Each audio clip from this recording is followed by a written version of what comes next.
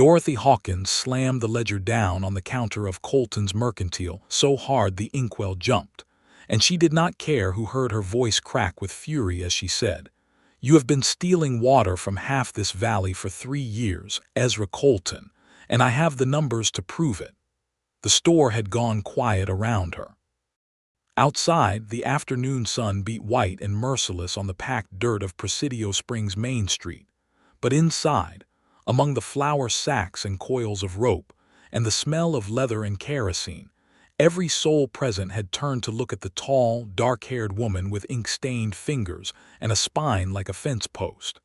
Ezra Colton did not flinch. He was a broad man past 50, silver at the temples, dressed too well for a border town in a black frock coat despite the heat, and he wore his authority the way other men wore their gun belts, comfortable and always within reach.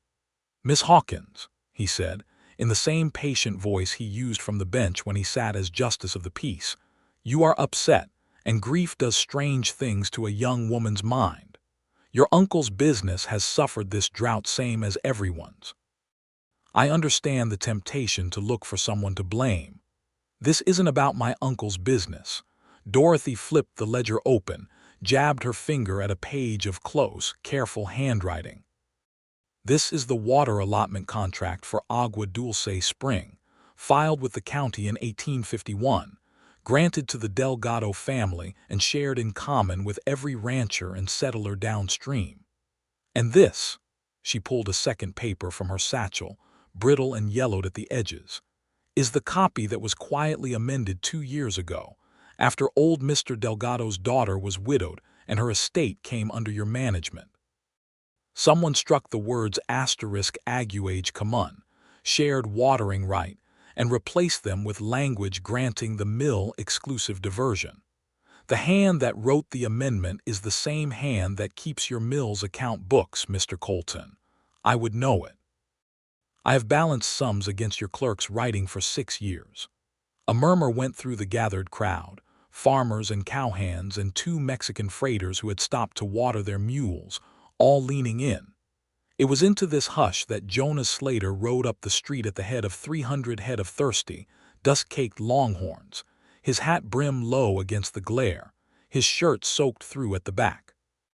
He had pushed the herd hard the last 2 miles to keep them moving toward the stock pens before the afternoon heat broke them down, and he had not meant to ride into the middle of anything.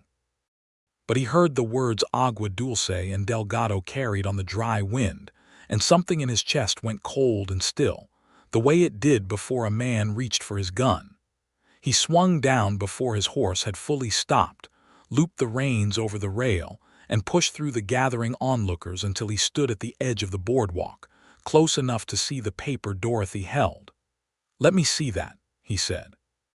Dorothy turned, startled by the low, rough command of his voice, and found herself looking into a face that belonged more properly to a man twice worn out by trouble, weathered brown, lined at the eyes from squinting into 40 years of Texas sun, though he could not have been much past 35, with a jaw set hard enough to crack walnuts and eyes the pale gray-blue of a winter sky before snow. He smelled of cattle and leather and gunpowder, and there was a tiredness in him that went deeper than the drive. "Who are you to be asking?" she said, though she was already turning the page toward him. "Jonas Slater. My wife was Elena Delgado." He said it plainly, without softening it, the way a man says something he has said enough times that the grief has worn a smooth path through the words. "That land was hers before it was mine, and that water right you're holding was signed over to her father by the old alcalde before Texas ever thought to call it a county. I've got the original grant language memorized because I copied it out by hand the week Elena died, thinking I'd need it to keep the ranch going for our daughter." His eyes moved down the page, and Dorothy watched something harden in them. "This says exclusive asterisk. It never said exclusive asterisk. Somebody struck the shared right clean out of the county copy." Colton's jaw tightened just barely, the only crack in his composure. "Mr. Slater, I did not expect you in town for another week." "Herd made better time than I figured," Jonas said, not looking at him. "Seems I arrived just in time." The crowd's murmur had turned into something sharper now, voices rising. A rancher named Whitfield saying he'd wondered for 2 years why his creek ran thin come July, while Colton's mill pond stayed full. A freighter saying something in rapid Spanish about San Rafael's wells. And Colton, for the first time since Dorothy had known him, looked like a man calculating how fast a fire could be made to burn out before it reached the walls of his own house. "This is a matter for the circuit judge," Colton said, raising his voice to carry over the crowd, "not for a shouting match in the street. Judge Herrick will be through in 2 weeks for the summer session, and any grievance about water contracts can be properly heard then, with proper evidence, not a girl's temper and a cattleman's grief talking."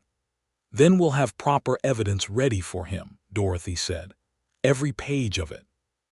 Colton's eyes flicked to her, and for just a moment the patience dropped away entirely, and what looked back at her was cold and assessing, a man deciding what a thing was worth to break. Then he smiled, tipped his hat, and went back inside his store, and the bell over his door rang cheerfully behind him as though nothing at all had happened. Dorothy stood on the boardwalk with her heart slamming against her ribs, aware suddenly of how many people were looking at her, and aware, more sharply, of the tall stranger beside her who had not moved. "That was either very brave or very foolish," Jonas said quietly. "I've been called both by better men than you, Mr. Slater, usually in the same sentence." She closed the ledger with a snap. "You said your wife's family held the original grant. Do you still have it? The real one, not the county's copy?" "I've got my own handwritten copy." "The original went to the courthouse for safekeeping the year the old records room burned, and from there it went into the strongbox they keep in the old mine offices, since the new courthouse never got its vault built. I haven't laid eyes on it since." His mouth twisted, not quite a smile.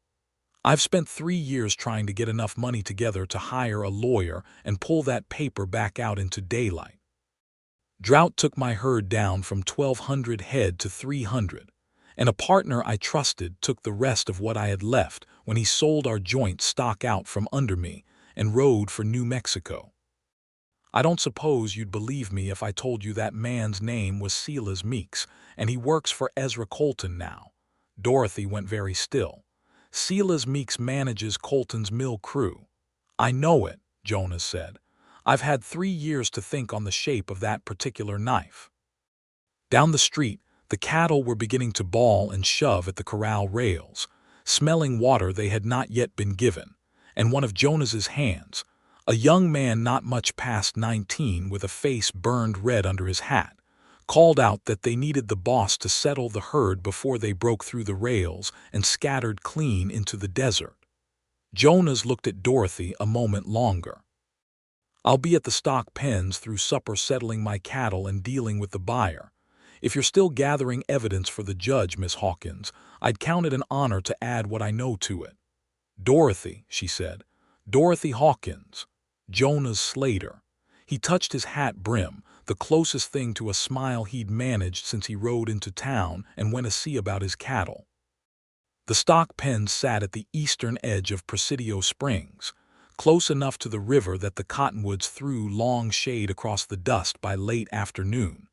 And it was there, 3 hours later, that Dorothy found Jonas again, sitting on an overturned water barrel with a tin cup of coffee going cold in his hand, watching his herd settle in the growing dark.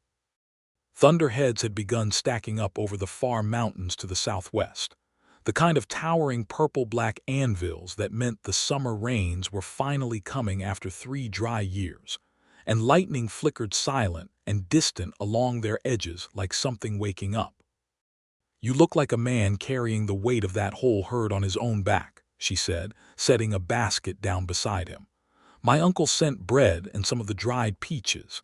He says a man who rides into town and takes on Ezra Colton in his first hour deserves better than trail rations. Your uncle sounds like a generous man. He's a kind one, which isn't always the same thing. God love him." She sat on the edge of the barrel across from him, close enough that she could see the exhaustion pulling at the corners of his eyes. He inherited my father's trading license when Papa died 4 years back, and he has never once in his life caught a false entry in a ledger. So I do the books, I do the buying, I do the contracts, and he does the smiling at customers and remembering their children's names. And between the two of us, the store somehow stays afloat. Colton has tried twice to buy him out from under me. Uncle Walter thinks he's being neighborly, and you think different. I know Colton doesn't do anything that doesn't profit him twice over.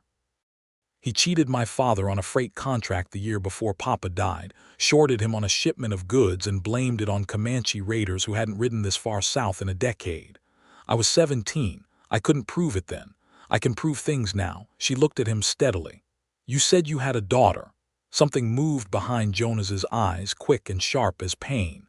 Mary, she'll be 11 come October. He turned the cold coffee in his cup, not drinking it.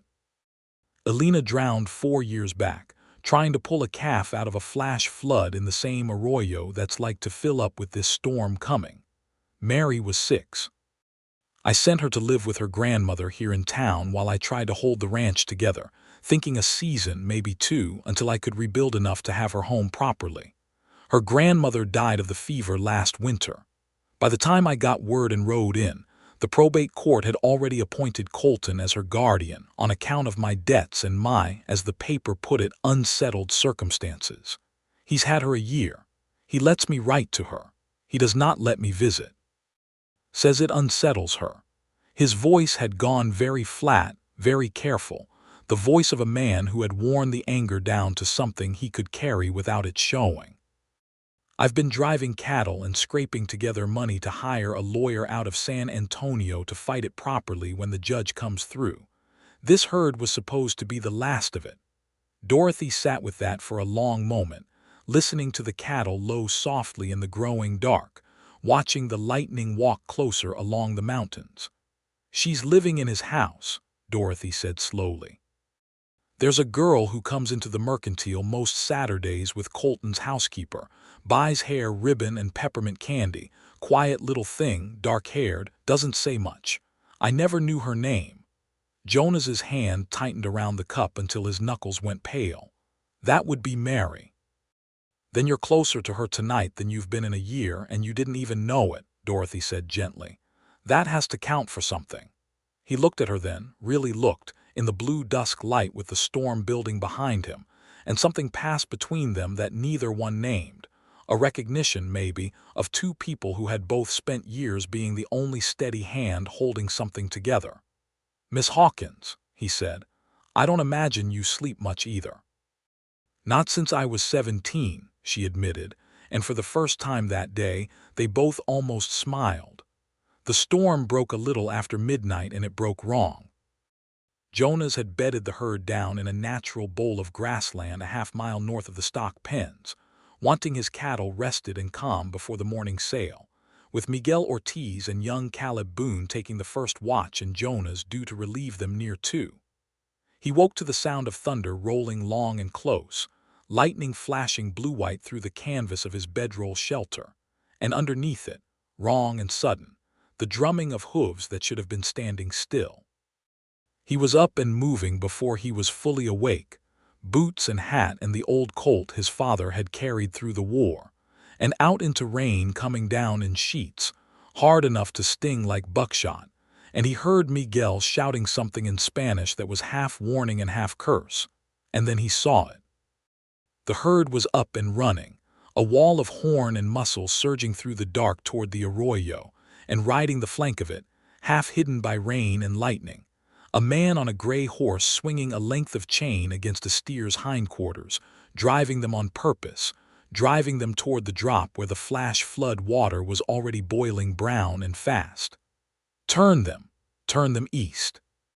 Jonas was in the saddle before he finished the thought, spurring his horse into the stampede's edge, trying to bend the leaders away from the arroyo, and for a moment it looked like it might work, the herd curling like a great dark river changing course, and then the lightning showed him the man on the gray horse again, closer now, and the man raised something that was not a chain. The gunshot came at the same instant as a thunderclap, so close together that Jonas never heard which came first, only felt the impact take him high in the side, spin him half out of the saddle, and then his horse screamed and went down in the mud and he was falling into the churning mass of cattle. And the last clear thought he had before the dark closed over him was Mary's face, the way she used to laugh when he swung her up onto his shoulders, and how he had promised Alina, at the very end, that he would keep their girl safe. Dorothy heard the shooting from the mercantile, where she'd been unable to sleep, and had gone to sit on the porch watching the storm come in, and she was already pulling her boots on and grabbing the leather satchel of bandages and carbolic, and the small case of surgical needles her mother had left her, before her mind had fully caught up with what her body already understood. She had grown up patching gunshot wounds and broken bones for half the county because her mother had been the only person within 40 miles who knew how to do it properly, and something in the tone of the gunfire, wrong and deliberate against the storm, told her this was not simply cattle running scared. She rode out bareback on her uncle's old mare, cutting across the flooding wash where she could, following the shouting and the bawling of cattle, and she found Miguel Ortiz kneeling in the mud over a shape that was too still, rain hammering down on both of them, lightning showing her Jonas Slater's face gone gray-white, blood soaking through his shirt in a spreading black stain, one leg bent wrong beneath him where the herd had trampled him going down. "He is alive," Miguel said, his voice ragged. "He is alive, señorita, but I do not know for how long. There was a man, he shot the patron and then he was gone into the storm." "Get me light, get me anything dry," Dorothy said, already on her knees beside him, hands moving with a calm she did not feel, pressing torn cloth hard against the wound in his side. "Caleb, bring the wagon around now and blankets, all of them." Jonas's eyes opened, unfocused, fixed somewhere past her shoulder. "Mary," he said, the word barely more than breath.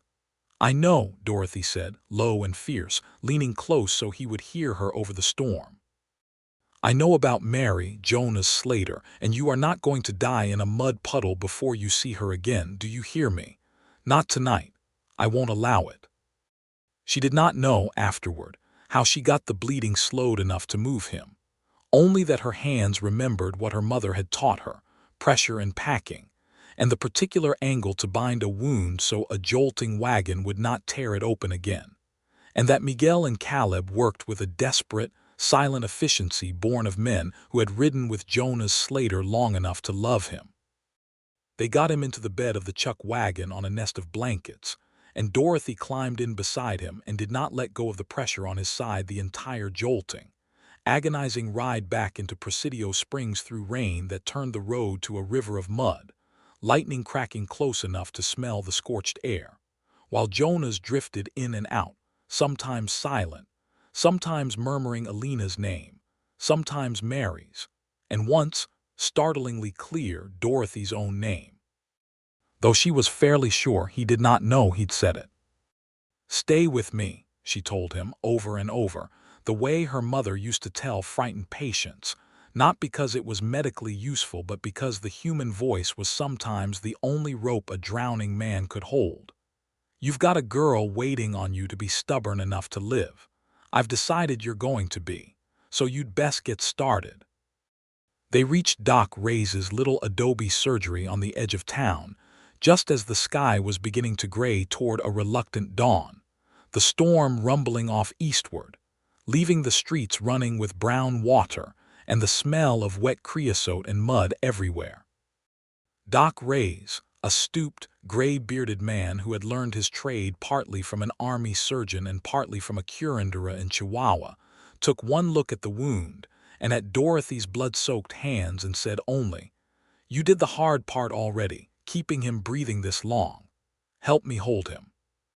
The bullet had gone through the meat of his side without striking anything vital, a mercy given how close it had come, but the trampling had cracked 2 ribs and badly wrenched his leg, and he had lost enough blood that Doc Ray's did not promise anything beyond the next few hours. Dorothy stayed. She told herself it was because Doc Ray's needed a second pair of steady hands, and there was no one else in town he trusted for it. And that was true. But it was not the whole truth, and she knew it even as she boiled water and threaded needles and wiped the fever sweat from Jonas Slater's forehead through the long, grinding hours that followed. He came back to himself properly on the third day, the fever finally breaking in the small hours of the morning, and the first thing he saw, blurred and gold in the lamplight, was Dorothy Hawkins asleep sitting upright in a chair beside his cot, her hand still resting near his on the blanket as though she had fallen asleep holding it and had not quite let go even unconscious. "You look terrible," he said, his voice a dry rasp. Her eyes snapped open. "You are the last man on earth entitled to make observations about anyone's appearance right now. Jonas Slater, having spent 3 days looking like something the cattle already finished with." But she was smiling, and there were tears standing in her eyes that she blinked back fast, and she reached automatically to check the bandage at his side with brisk, professional fingers that trembled only slightly. "You had us worried. Miguel told me some of it," he said.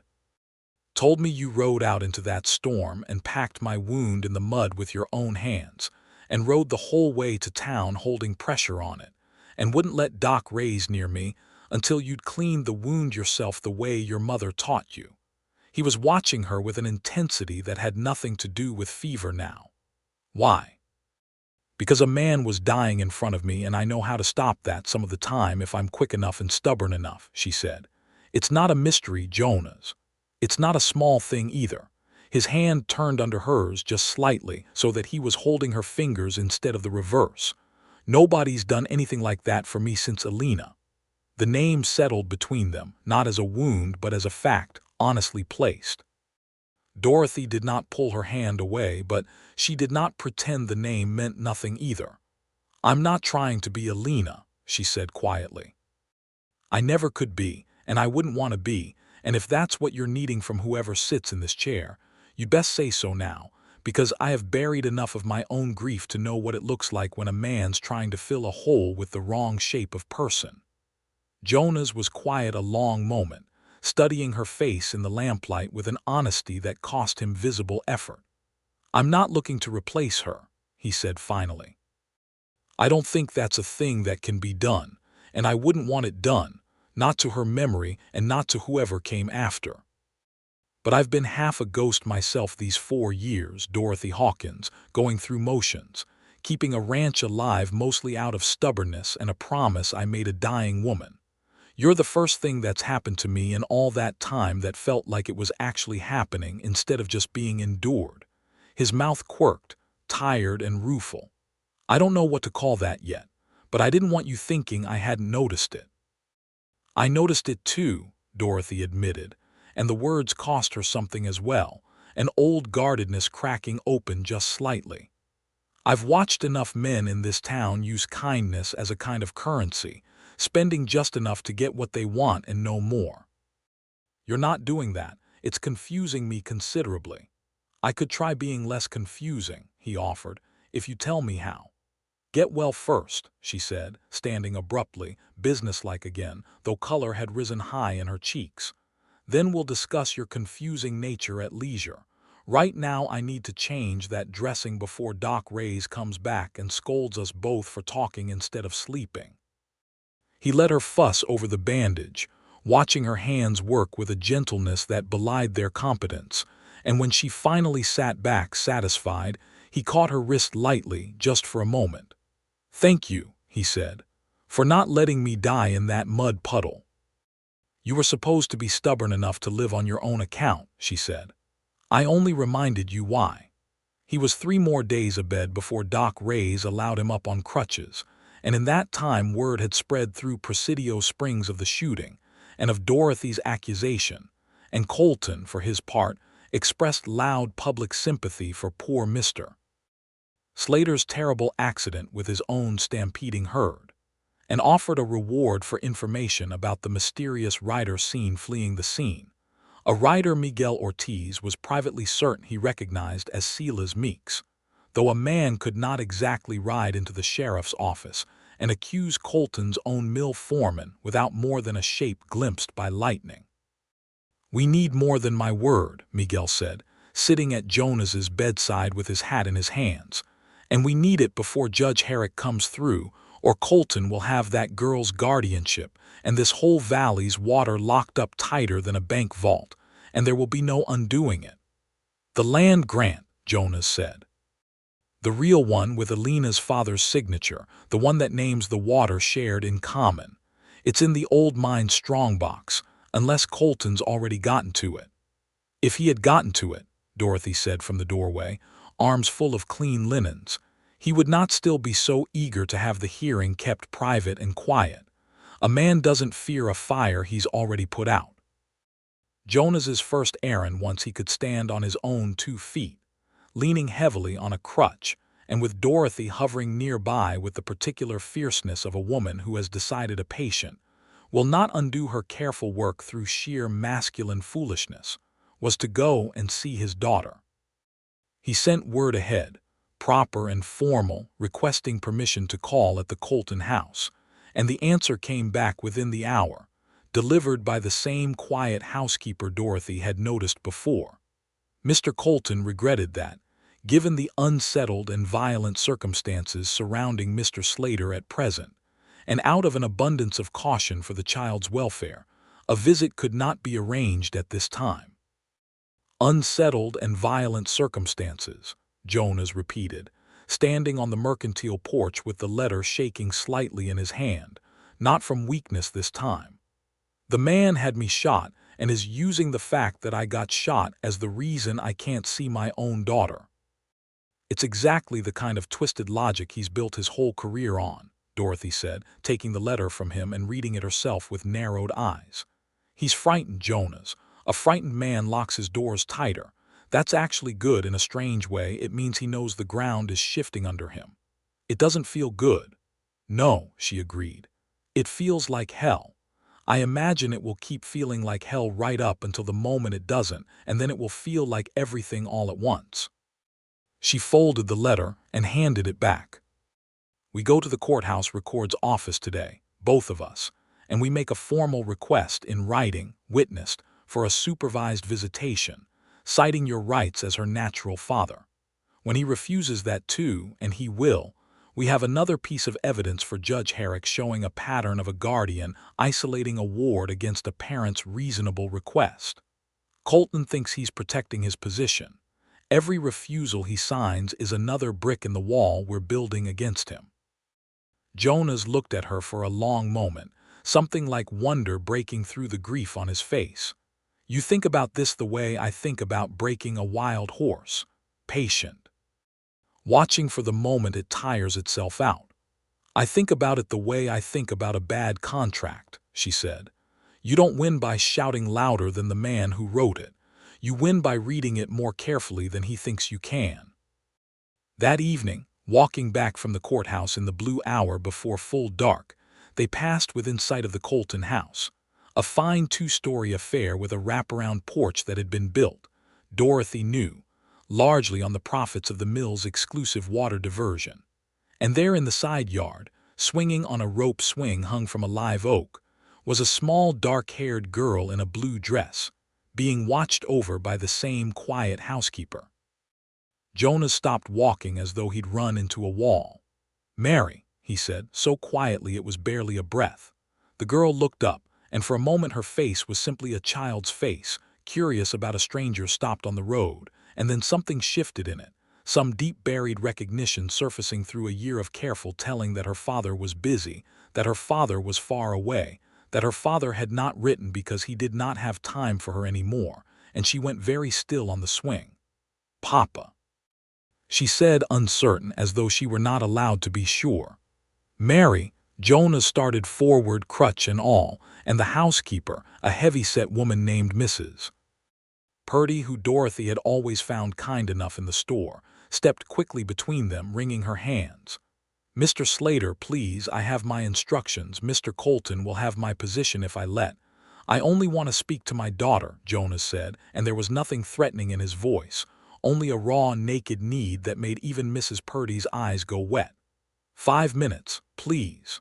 "Papa, is it true you got shot?"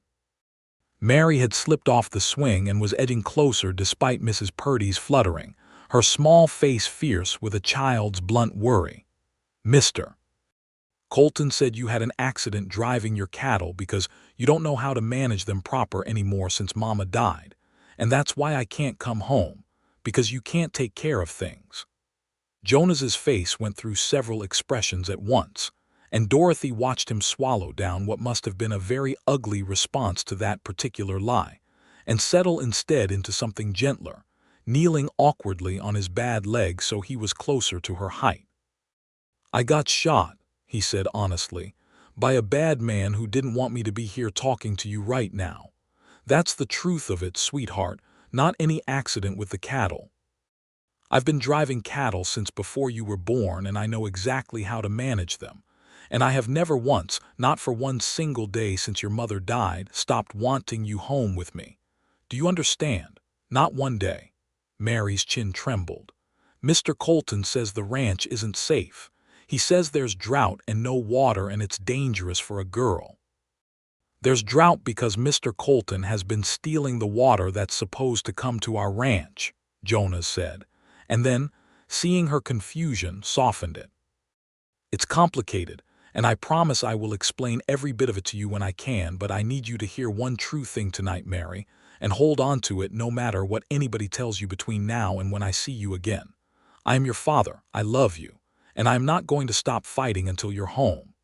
Mary, Colton's voice cut across the yard, sharp and sudden, and the man himself appeared on the porch, his earlier smooth patience entirely gone. Get inside this instant. Mrs. Purdy, what is the meaning of this? Mr. Slater only wished a word, sir. Mr. Slater has no standing to be within 100 yards of this property, and you know it. Colton came down the porch steps fast for a heavy man, positioning himself between Jonas and the girl with a physical bluntness that told Dorothy more clearly than any ledger just how frightened he truly was. Slater, I'll have the sheriff on you for trespass and intimidation of a minor. Don't think I won't. I stood in the road, Jonas said quietly, getting to his feet with effort, and my daughter came to me. That's not trespass, Colton. That's a father and a child who love each other, and you can dress it up in whatever legal language your friends draft for you. It won't change what everyone in this yard just witnessed. Colton's eyes flicked to Dorothy, standing silent witness at the road's edge, and something calculating moved behind them. Miss Hawkins, I'd think carefully about the company you're keeping and the accusations you're making if you value your uncle's trading license. I've thought carefully about very little else these last 3 days, Mr. Colton, Dorothy said, meeting his gaze without blinking. You should know I don't frighten as easily as you're hoping. He looked at her a long moment, and then, without another word, he herded Mary inside, one hand firm on her small shoulder, and the girl looked back once over her shoulder at her father standing in the road before the door closed on her. Jonas stood staring at that closed door for a long time. She still knows me, he said finally, hoarse. After everything he's told her, she still knows me. Of course she does, Dorothy said, and put her hand unthinking on his arm. Blood knows blood, Jonas. He can tell her lies for a year, for 10 years, and it won't unmake the truth of what she felt just now, standing in that yard. We're going to get her back. I promise you that. He looked down at her hand on his arm, then up at her face, and something settled between them that was steadier than either had expected this early. A partnership neither had quite chosen, but both, in that moment, silently accepted. 3 nights later, fire broke out in the back storeroom of Colton's Mercantile, not Dorothy's own store, but close enough that the whole street turned out with buckets. And in the chaos and shouting, a second, smaller fire was set against the rear wall of the Hawkins trading post, where Dorothy kept her ledgers and correspondence in a locked cabinet behind the counter.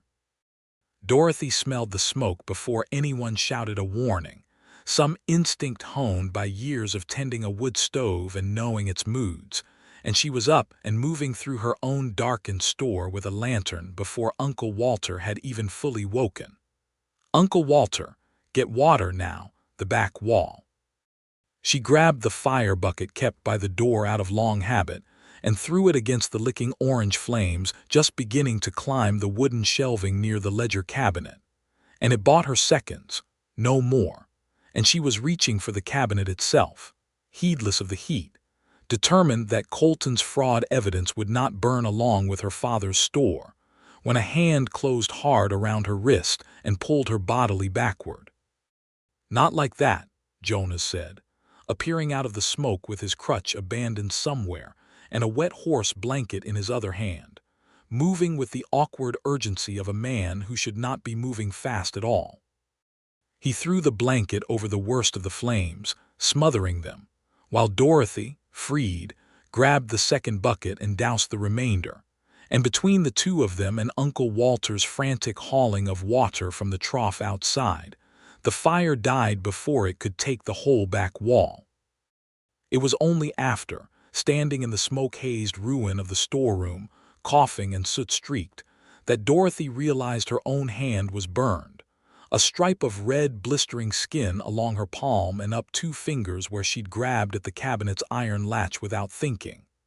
"You're hurt," Jonas said, catching her wrist again, gentler this time, turning her hand up to the lantern light. "It's nothing, it's just a burn. It's a bad one. Sit down." His voice brooked no argument, and something in the quiet authority of it made her sit on an overturned crate without further protest, watching as he knelt in front of her, careful of his own healing ribs, and reached for the water bucket, pouring it slow and steady over her palm. "You're supposed to be the patient," she said, half laughing, half wincing. "Doesn't mean I forgot everything I know about tending a burn," he said. "Elena used to catch her hand on the stove near about once a month. God rest her. She was a fine woman and a terrible cook, and I got right good at this."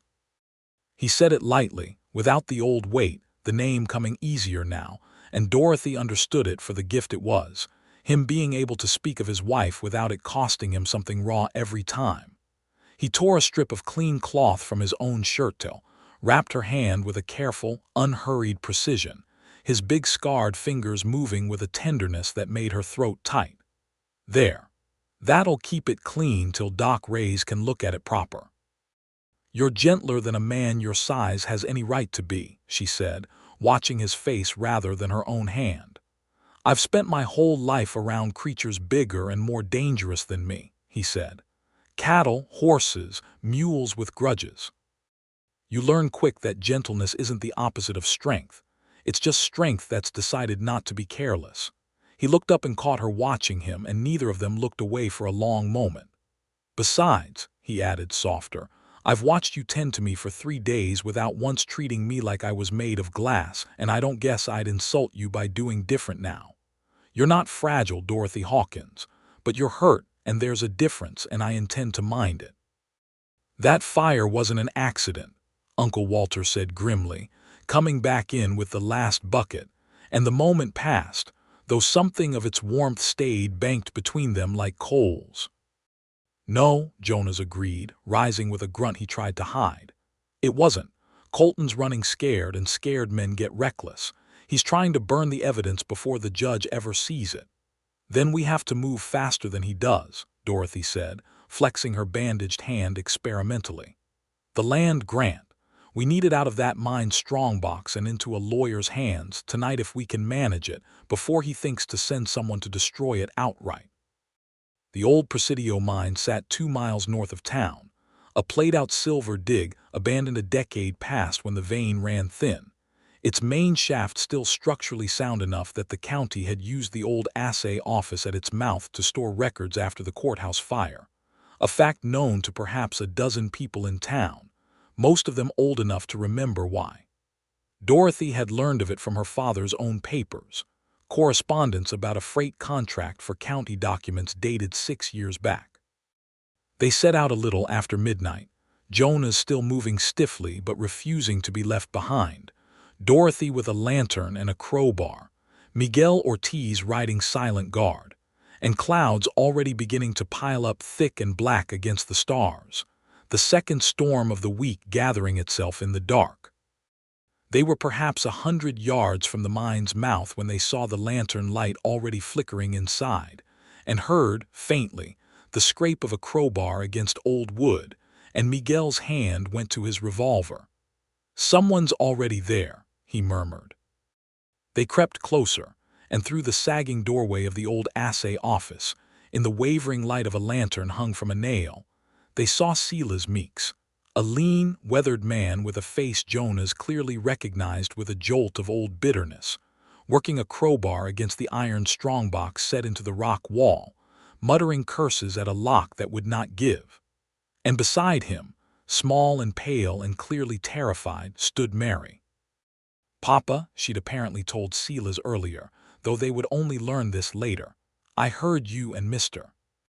Colton fighting about some papers in the old mine, and I followed him because I wanted to see, because if it's papers about my mama's land then it's mine too, isn't it, and nobody tells me anything."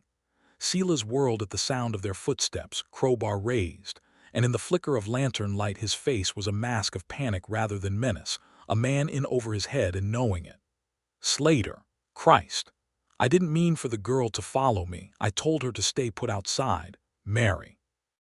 Jonas was already moving toward her despite his leg, and she broke free of her frozen fear and ran to him, small arms locking around his waist. "Papa, I'm sorry, I only wanted to see." It's all right, I've got you." He held her, one hand cradling her head, and over her shoulder his eyes found Silas Meeks with a coldness Dorothy had not yet seen in him. "You shot me in that storm, didn't you, Silas? On Colton's orders." Silas's face crumpled. "He said it'd only spook the herd, run some weight off them before sale, cost you money, nothing more. I never meant to hit you, the lightning near blinded me and my horse jumped." He stopped, seemed to hear himself, and something in him deflated entirely. "God help me, Jonas, I've made a mess of my whole life chasing after Colton's money, and I'm sick to death of it. He's got me destroying county records now, threatened to tell the sheriff I stole from the mill accounts if I don't do exactly as he says."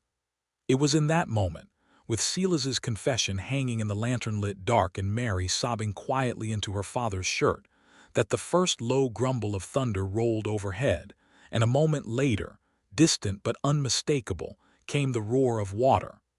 "Flash flood," Miguel said sharply, moving to the doorway. "The wash above the mine mouth. It feeds right down through the old shaft ventilation cuts. Señorita, I have heard the old miners speak of it." Dorothy's stomach dropped. She had read in her father's old correspondence a warning about exactly this.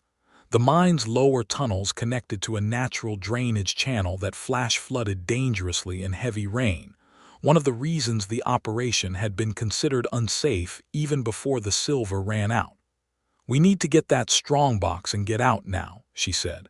"Silas, is that lock broken yet?" "Near enough."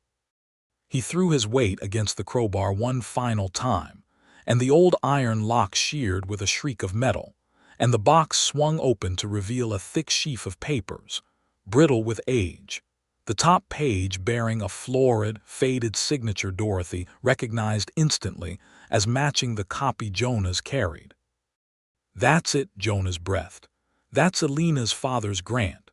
The roar outside had grown from a distant grumble to something closer to a train's approach, and water was already beginning to trickle, then run, across the assay office's dirt floor, dark and fast, carrying grit and small stones with it. "Everybody out now." Dorothy grabbed the strongbox papers, thrusting them inside her shirt to keep them dry, and turned toward the entrance just as a deep, groaning crack sounded from somewhere deeper in the mine. Old timber supports, weakened by years of neglect and now shifting under the sudden pressure of rushing water, beginning to give. "The shaft's collapsing back that way," Miguel shouted. "We go now this way quickly." But the water was rising faster than any of them had accounted for, already ankle-deep in climbing, cold and violent, sweeping past their legs with enough force that Mary stumbled, and Jonas, moving on his bad leg, went down hard trying to catch her, both of them submerged for one terrifying moment before Dorothy and Miguel hauled them both up by whatever purchase they could find, soaked through and gasping. "The support beam at the entrance," Silas shouted over the roar, pointing with the crowbar to where a great cracked timber, the one holding up the sagging doorway itself, groaned audibly under a fresh spray of falling rock and debris from above. "That's going to go, And when it does, the whole mouth caves in. We've got maybe a minute, no more. Marry first, Jonas said. No hesitation in it despite the pain plainly written on his face, half lifting his daughter bodily and passing her toward Dorothy. Get her out, get her clear of the entrance, now go. I'm not leaving you, Dorothy started, even as she caught Mary against her chest. You're not leaving me, you're getting my daughter out of a collapsing mine. There's a considerable difference, now go, I'll be right behind you, I swear it. Dorothy went, wading through knee-deep rushing water with Mary clinging tight around her neck, the lantern light throwing wild shadows as the timber overhead groaned again, louder, closer to breaking, and behind her she heard Miguel and Silas both shouting for Jonas to move faster, his bad leg buckling in the swift current, and she reached the mine mouth and shoved through into the open, driving rain outside, setting Mary down hard on higher ground and turning back instantly. Jonas. He was 10 feet from the entrance, water surging past his knees, one hand braced against the rock wall, Miguel hauling at his arm, when the great timber finally sheared with a sound like a rifle volley, and a section of the old assay office roof came down in a rush of rock, mud, and splintered wood directly behind him. For one heart-stopping second, Dorothy could see nothing through the dust and spray and dark. Then Jonas staggered out through the choking cloud of debris, Miguel's arm still under his, both men soaked and filthy and coughing, Silas Meek scrambling out a bare second behind them with the last of the strongbox papers clutched against his chest. And behind them the mine mouth was a churning ruin of collapsed timber and rushing brown water, sealed now, impassable, but empty of anyone left inside. Papa. Mary was up and running before Dorothy could stop her, and Jonas went down on one knee in the mud to catch her, both of them soaked through and shaking, and Dorothy stood there in the driving rain with her heart still hammering fit to break her ribs, watching a father and daughter hold on to each other like the world had nearly taken them from one another, and had, at the very last, relented. You are never, Dorothy said, when she trusted her voice enough to speak, kneeling down beside them both, doing anything that reckless again. Jonas Slater, do you understand me? My nerves will not survive it. Wasn't reckless, he said, breathless, one arm coming around to pull her into the embrace as well so that the three of them knelt there together in the storm, soaked and muddy and alive. Was necessary. There's a difference. You taught me that yourself not 2 weeks past, talking about gentleness. I don't recall saying anything half so foolish. You did. I remember everything you say. I've got precious little else to do lying abed except listen to you. Mary, muffled between them, said, in the practical tone of a child who has decided to address the actual point at hand, are you two going to get married? Because Mrs. Purdy said grown-ups who talk like that mostly end up married eventually, and I should like to know, on account of I would rather live with Papa and not go back to Mr. Colton's house ever again, and if you're going to be my new mama, I should probably know your name properly. Dorothy laughed, a little wildly, half a sob in it from the fright still draining out of her. My name is Dorothy Hawkins, Mary, and I think that's a conversation for after we've all had a chance to dry off and stop nearly dying for one evening. That's not a no, Mary observed shrewdly, and Jonas, despite everything, laughed too, a real laugh rough with relief. Silas Meeks, standing apart in the rain with the rescued papers still clutched to his chest, cleared his throat. Mr. Slater, I know I've got no right asking anything of you after what I did in that storm, but I'll swear before Judge Herrick to everything Colton had me do, the diversion dam, the forged amendment, all of it, if it means something towards setting this right. I'm tired of being a man I'm ashamed to be. Jonas looked at him a long moment, the old anger still there but banked now, tempered by everything else the night had cost and given back. Testify honest, Silas, and I'll ask the judge for leniency on your part in it. That's the best I can offer, and it's more than you'd have gotten from Colton if the situation were reversed. Judge Herrick arrived in Presidio Springs 6 days later, a spare, sharp-eyed man of perhaps 60 who had ridden circuit through the border counties for over a decade, and had, in that time, developed a keen nose for exactly the kind of small-town corruption Ezra Colton had built his fortune upon. He held his session in the schoolhouse, the largest room in town, and it was packed to the walls, ranchers and freighters and townsfolk. A delegation from the Mexican village of San Rafael, led by a weathered, dignified woman named Rosa Fuentes, and even a handful of Lipan Apache traders who camped each summer at Cottonwood Bend downstream, represented by an elder named Caseta. All of them come to hear at last what would be done about the water that fed or starved every one of their homes. Dorothy laid out the ledgers page by page, her voice steady and precise, walking the judge through the altered contract, the diversion dam's construction records she had found buried in the mill's own purchase orders for lumber and iron pipe, the forged probate documents establishing Colton's guardianship of Mary. Jonas produced the true land grant, water-stained but legible, rescued from the flooding mine, its old Spanish and English text naming the Delgado family's water right as *Aguage Comun*, forever shared with the ranchos and settlements downstream. Silas Meeks testified to the diversion dam's true purpose and to Colton's order to sabotage the cattle drive, his voice shaking but steady, a man setting down a weight he had carried too long.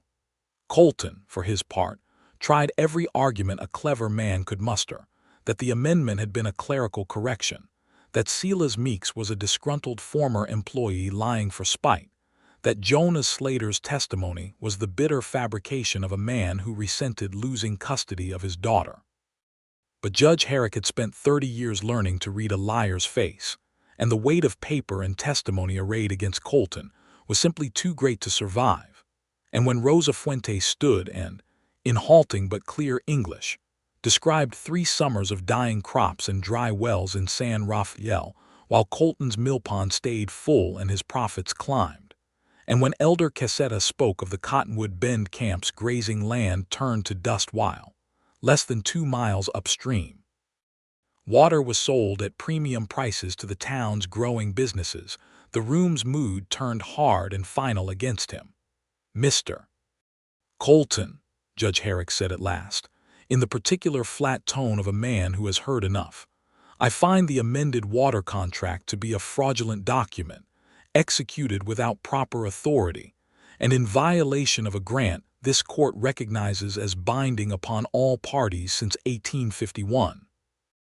I am ordering the diversion dam dismantled within 30 days, water allocation restored to the original shared terms among the town, the Slater Ranch, the village of San Rafael, and the seasonal grazing rights of the Cottonwood Bend camp, under a schedule to be drawn up jointly by representatives of each party." He fixed Colton with a cold eye.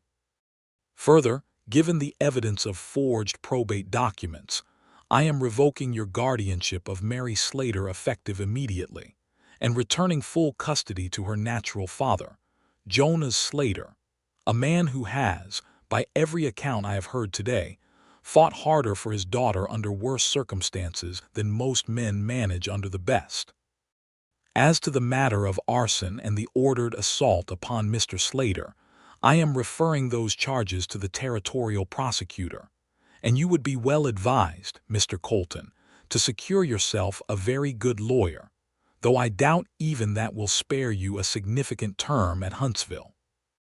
The room erupted in a mixture of cheers and stunned murmuring, and Ezra Colton, his face gone the color of old ash, was led out by the sheriff without a word of protest left in him, his careful decade of quiet theft unmade in a single afternoon by a merchant's ledgers and a trail boss's stubborn memory. Mary threw herself into her father's arms the moment the gavel fell, sobbing openly now, joy rather than fear, and Jonas held her tight, his own eyes wet, and looked over her dark head to find Dorothy watching them both with an expression so full of feeling that he thought his chest might crack open with the fullness of it. It rained again that night, but gently this time, a soft, steady summer rain that soaked into ground gone hard and cracked from 3 years of drought, and by morning the arroyos ran clear and full instead of flash flood violent, and something in the whole valley seemed to exhale. They gathered a week later at the Slater Ranch, a modest adobe and timber house that showed the scars of drought in its dusty yard and thin cattle, but which Jonas and Dorothy and Mary and Miguel and the returning ranch hands had already begun setting to rights, mending fence, clearing the old irrigation ditch that would soon run with its fair share of Agua Dulce's water once more. Rosa Fuentes had ridden up from San Rafael with 2 of her sons to help dig the new shared channel that would carry water fairly to the village for the first time in 3 years. And Elder Caseta's people had sent word that they, too, would send hands to help with the work, in the old way of trade and mutual aid that had bound the border communities together long before Colton had ever tried to break it apart for profit. It was on the porch that evening, with Mary asleep inside after a day of running wild and joyful across land she had not seen in over a year, and the last gold light fading behind the western mountains, that Jonas found Dorothy sitting with a cup of coffee and a stack of papers she was, out of long habit, still organizing. "You're still working," he said, settling into the chair beside her with the ease of a man whose ribs had finally stopped protesting every movement. "Old habit. I'm drafting the water-sharing agreement properly, so no future Colton can ever again find a loose word to twist into fraud. Every party's share spelled out in plain language, witnessed by all, filed in triplicate." She glanced sideways at him. "I've been thinking, too, about my uncle's store and about this ranch, and about how a man rebuilding a herd from 300 head is going to need supplies on credit more months than not, and how a merchant with a good head for contracts might make that arrangement rather more generous than the market strictly requires, for the right customer. Are you offering me a discount, Dorothy Hawkins, or a partnership?" "I hadn't entirely decided," she admitted, and there was a warmth in her voice that made the question feel far larger than trade goods. "I've been giving considerable thought these last 2 weeks to what I actually want, as opposed to what I've simply been managing my whole life out of duty, and I find I want to be here. Not just to help you rebuild a ranch, though I intend to do that too. God knows the account books need me.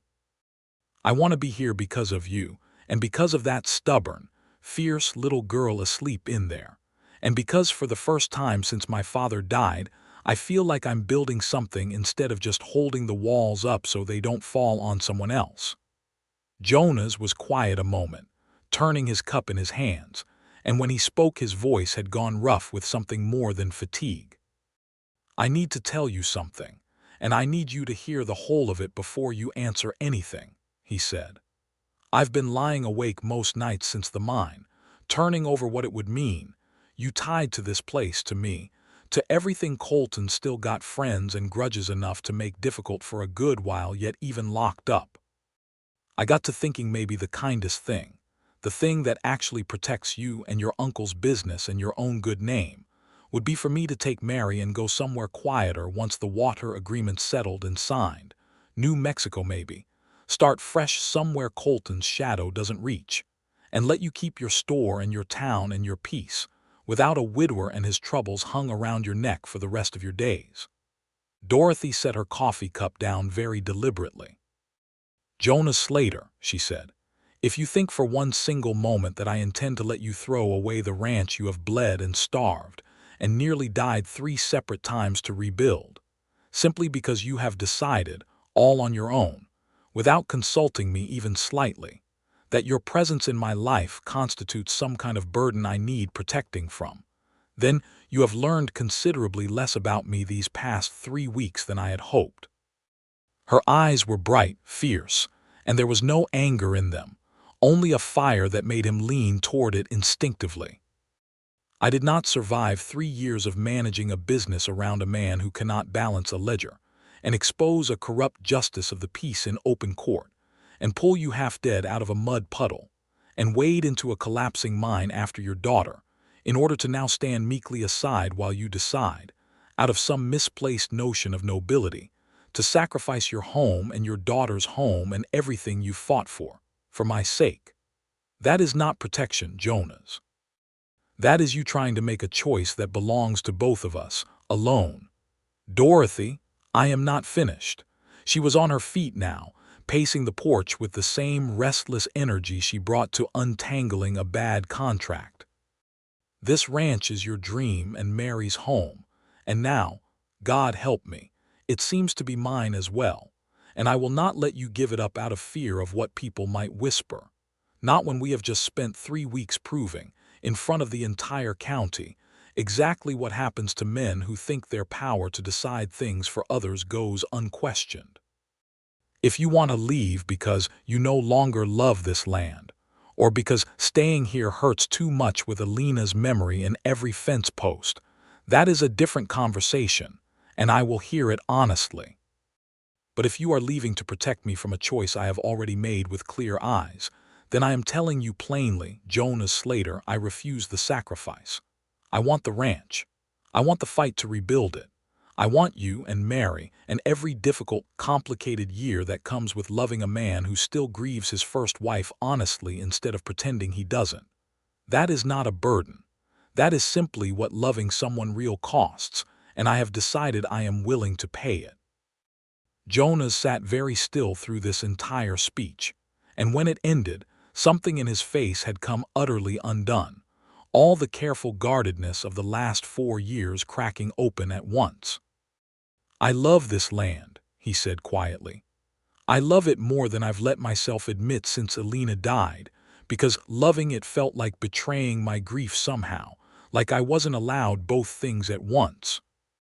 And I love you, Dorothy Hawkins, in a way I did not think I had room left in me for, and I have been so afraid of that being unfair to you, of you having to live always in a house with a ghost in it, that I nearly talked myself into running from the one good thing that's walked into my life since the flood took Alina. I don't want to run. I want to stay and rebuild and marry you, if you'll have a stubborn, scarred-up widower with a growing girl and a herd that still mostly promises and hard work. Dorothy stopped pacing. The evening had gone soft and purple around them, the first stars coming out over the mended fence line, and somewhere in the house Mary stirred and settled again into sleep, safe under her father's roof for the first time in a year. I'll have you, Dorothy said, her voice catching. Ghosts and grief and all of it, because I never asked you to be a man without a past, Jonas. I only ever wanted to be part of your future. He crossed the porch in 2 strides, careful still of his healing ribs but not careful at all of his heart, and kissed her there under the first stars, slow and certain, the kind of kiss that asked nothing and promised everything. And when they finally broke apart, Dorothy was laughing and crying both at once, and Jonas was smiling in a way Miguel Ortiz would later swear he had not seen since before Alina died. Your uncle is going to be insufferable about this, Jonas said against her hair. He's going to claim credit for the whole thing, mark my words, something about the bread and dried peaches. He very well may have earned it, Dorothy said, laughing. Though I intend to remind him, I did the actual accusing myself.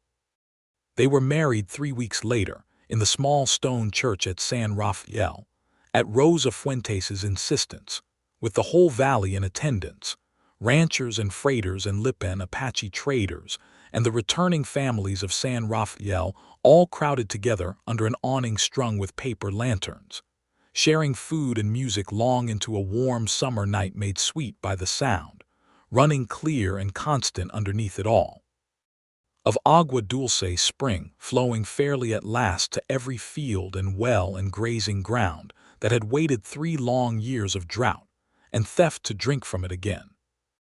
Mary stood at the front beside her father in a new blue dress Dorothy had helped her choose, holding a small bouquet of wildflowers gathered that morning along the mended irrigation ditch.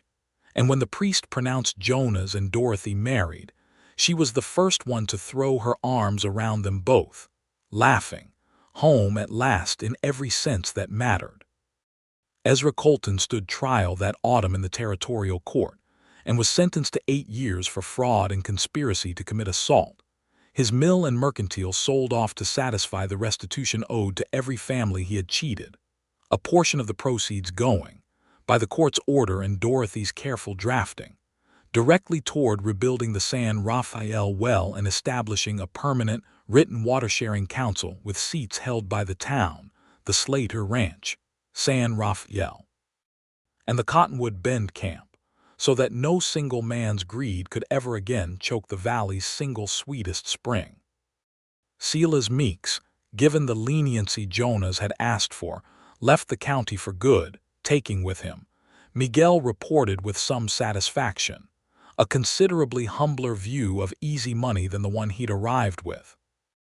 By the following spring, the Slater Ranch's herd had grown past 600 head on grass fed by water that finally ran the whole season through, and Dorothy split her days between the ranch ledgers, which she kept with the same fierce precision she'd once brought to exposing Colton, and the mercantile in town, where her Uncle Walter delighted in telling every customer, at length and with considerable embellishment, the story of how his niece had stood up to the most powerful man in the valley and won herself, a rancher and a daughter in the bargain.